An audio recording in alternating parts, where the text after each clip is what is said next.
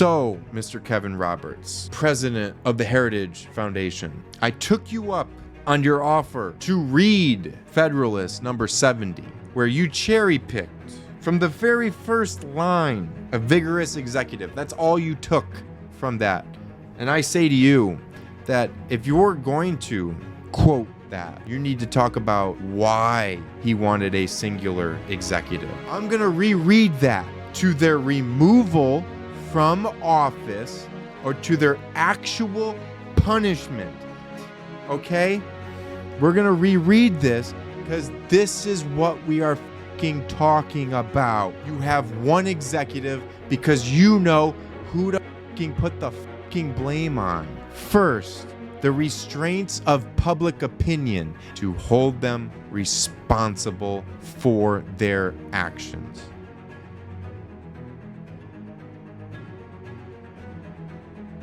Project 2025 should actually be titled Project 1775, as that is where it intends to take us. Quoting Kevin Roberts, Heritage Foundation president, we are in the process of the Second American Revolution, which will remain bloodless if the left allows it to be, he said in an interview on Steve Bannon's War Room podcast on Tuesday.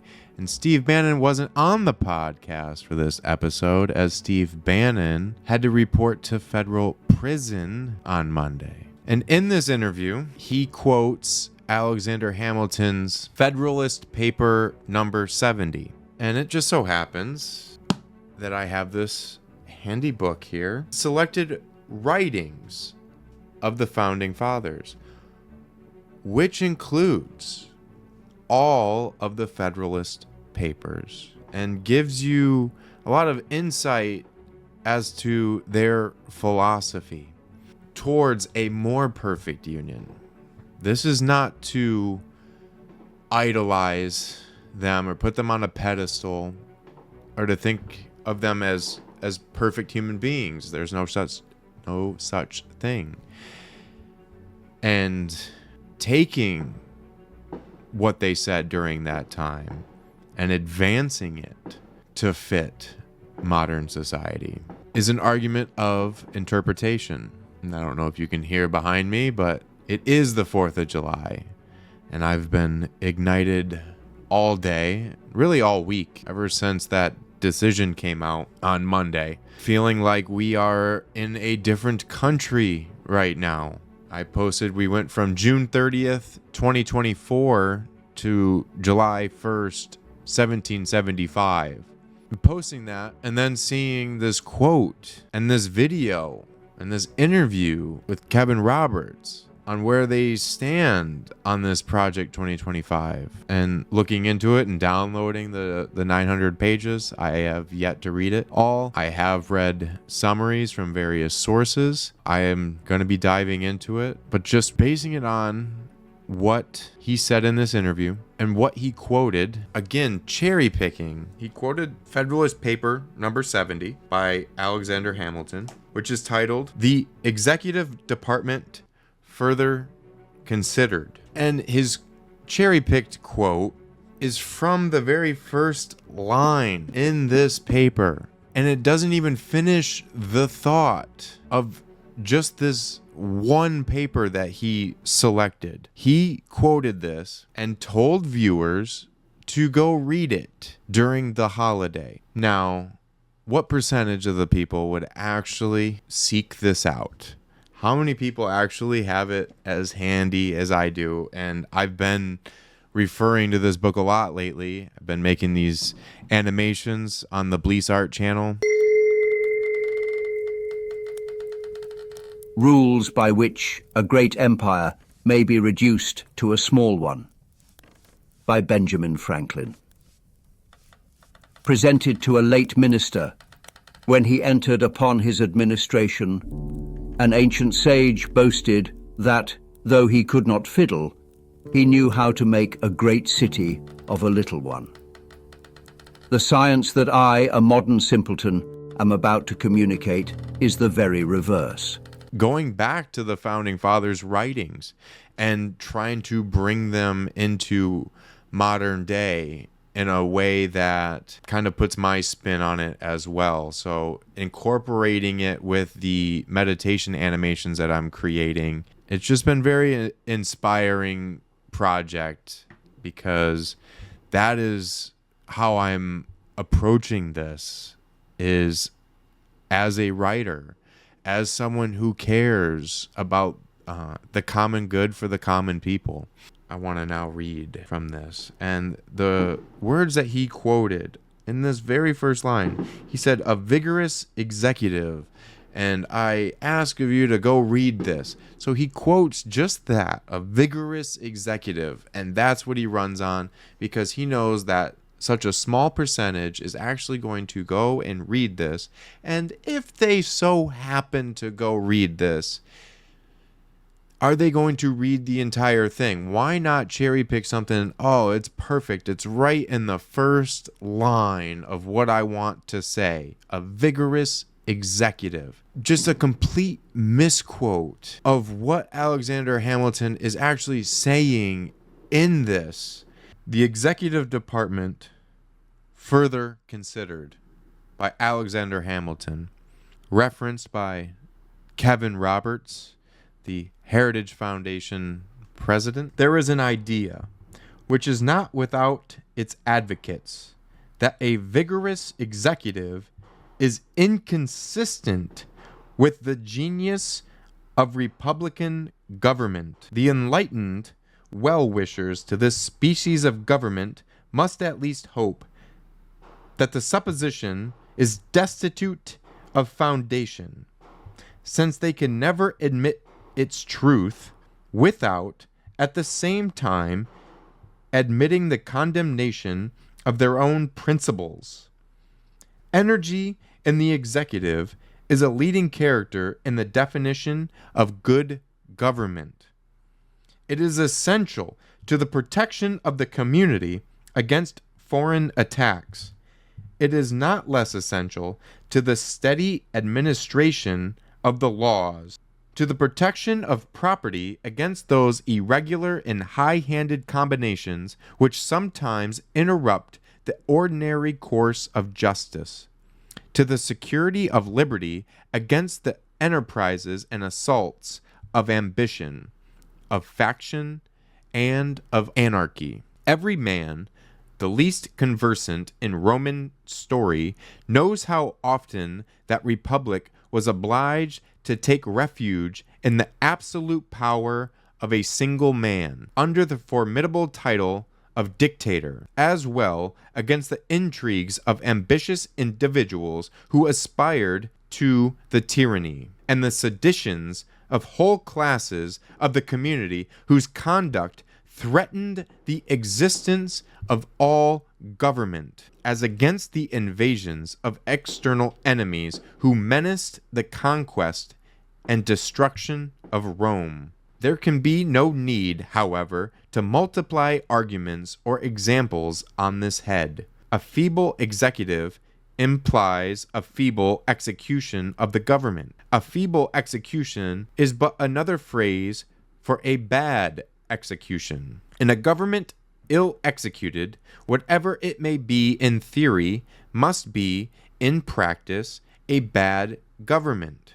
Taking it for granted, therefore, that all men of sense will agree in the necessity of an energetic executive, it will only remain to inquire what are the ingredients which constitute this energy. How far can they be combined with those other ingredients which constitute safety in the Republican sense? And how far does this combination characterize the plan which has been reported by the convention? The ingredients which constitute energy in the executive are, first, unity; secondly, duration; thirdly, an adequate provision for its support; fourthly, competent powers. The ingredients which constitute safety in the Republican sense are, first, a due dependence on the people. Secondly, a due responsibility. These politicians and statesmen who have been the most celebrated for the soundness of their principles and for the justness of their views have declared in favor of a single executive and a numerous legislature. They have, with great propriety, considered energy as the most necessary qualification of the former, and have regarded this as most applicable to power in a single hand, while they have, with equal propriety, considered the latter as best adapted to deliberation and wisdom, and best calculated to conciliate the confidence of the people, and to secure their privileges and interests. That unity is conducive to energy will not be disputed.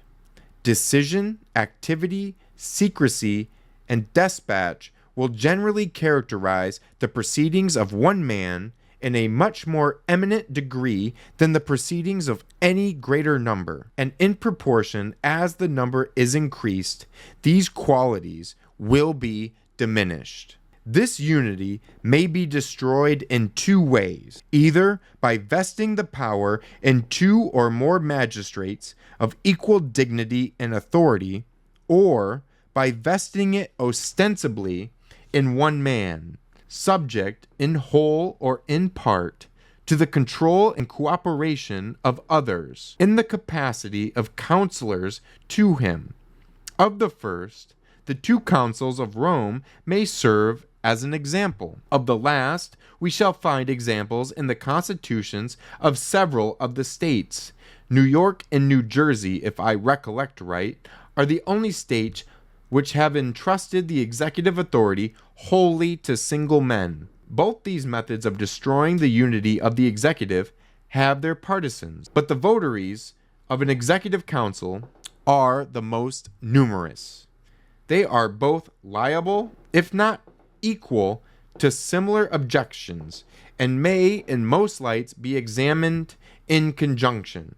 I want to get to the part about responsibility, because some of this isn't relevant, but I want to get to the part about responsibility. If you want to take the time, it is Federalist 70. Okay, here we go. But one of the weightiest objections to a plurality in the executive, and which lies as much against the last as the first plan, is that it tends to conceal faults and destroy responsibility.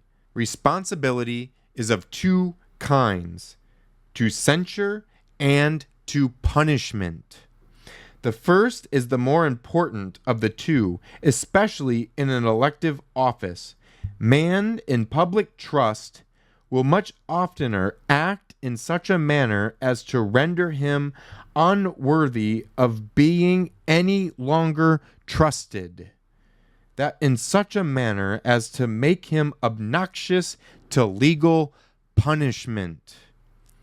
But the multiplication of the executive adds to the difficulty of detection in either case. It often becomes impossible, amidst mutual accusations, to determine on whom the blame or the punishment of a pernicious measure or series of pernicious measures ought really to fall.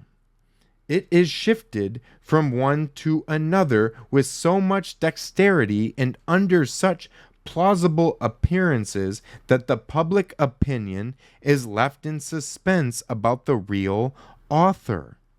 The circumstances which may have led to any national miscarriage or misfortune are sometimes so complicated that, where there are a number of actors who may have had different degrees and kinds of agency, though we may clearly see upon the whole that there has been mismanagement, yet it may be impracticable to pronounce to whose account the evil which may have been incurred is truly chargeable. I was overruled by my counsel.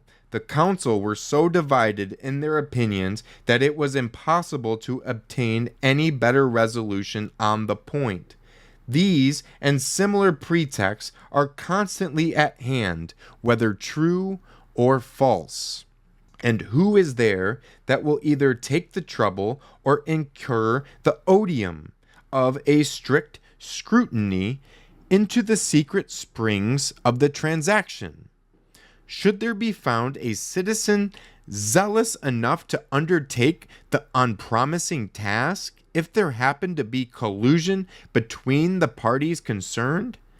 How easy it is to clothe the circumstances with so much ambiguity as to render it uncertain what was the precise conduct of any of those parties. In the single instance in which the governor of this state is coupled with a council, that is, in the appointment to offices, we have seen the mischiefs of it in the view now under consideration. Scandalous appointments to important offices have been made. Some cases, indeed, have been so flagrant that all parties have agreed in the impropriety of the thing. When inquiry has been made, the blame has been laid by the governor on the members of the council, who, on their part, have charged it upon his nomination, while the people remain altogether at a loss to determine by whose influence their interests have been committed to hands so unqualified and so manifestly improper. In tenderness to individuals, I forbear to descend to particulars. It is evident from these considerations that the plurality of the executive tends to deprive the people of the two greatest securities they can have for the faithful exercise of any delegated power. First, the restraints of public opinion, which lose their efficacy as well on account of the division of the censure attendant on bad measures among a number, as on account of the uncertainty on whom it ought to fall. And secondly, the opportunity of discovering with facility and clearness the misconduct of the persons they trust, in order either to their removal from office or to their actual punishment. I'm going to reread that, okay? We're going to reread this because this is what we are fucking talking about. You have one executive because you know who to fucking put the fucking blame on. First, the restraints of public opinion, and we're talking about the majority here, the Electoral College. Public opinion, majority rules, which lose their efficacy. We lose their efficacy through the Electoral College, as well as on account of the division of the censure attendant on bad measures among a number, as on account of the uncertainty on whom it ought to fall. And secondly, the opportunity of discovering with facility and clearness the misconduct of the persons they trust. We are trusting these people to represent us. The misconduct of the persons they trust, in order either to their removal from office, aka impeachment, or to their actual punishment. Don't do the crime if you can't do the time. There is no such thing as absolute immunity. Actual punishment in cases which admit of it. In England, the king is a perpetual magistrate, and it is a maxim which has obtained for the sake of the public peace that he is unaccountable for his administration and his person sacred. America has never and will never have a king. If it has a king, it is no longer America. In England, the king is a perpetual magistrate, and his person sacred. Nothing, therefore, can be wiser in that kingdom than to annex to the king a constitutional council who may be responsible to the nation for the advice they give. Without this, there would be no responsibility whatever in the executive department, an idea inadmissible in a free government. But even there, the king is not bound by the resolutions of his council, though they are answerable for the advice they give. He is the absolute master of his own conduct in the exercise of his office, and may observe or disregard the counsel given to him at his sole discretion. But in a republic, where every magistrate ought to be personally responsible for his behavior in office, the reason which in the British Constitution dictates the propriety of a council not only ceases to apply, but turns against the institution.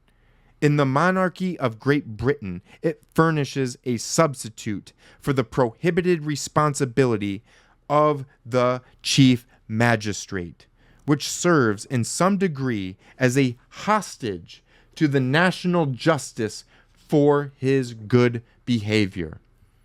In the American Republic, it would serve to destroy or would greatly diminish the intended and necessary responsibility of the chief magistrate himself. The idea of a council to the executive, which has so generally obtained in the state constitutions, has been derived from the maxim of republican jealousy, which considers powers as safer in the hands of a number of men than of a single man. If the maxim should be admitted to be applicable to the case, I should contend that the advantage on the side would not counterbalance the numerous disadvantages on the opposite side. But I do not think the rule at all applicable to the executive power. I clearly concur in opinion in this particular with a writer whom the celebrated Junius pronounces to be deep, solid, and ingenious, that the executive power is more easily confined when it is one, that it is far more safe there should be a single object for the jealousy and watchfulness of the people. And in a word, that all multiplication of the executive is rather dangerous than friendly to liberty. So, Mr. Kevin Roberts, president of the Heritage Foundation, I took you up on your offer to read Federalist number 70, where you cherry-picked from the very first line a vigorous executive. That's all you took from that. And I say to you that if you're going to quote that, you need to talk about why he wanted a singular executive, to hold them responsible for their actions. You cannot put the blame on anyone else. No one is above the Constitution. It applies equally to all.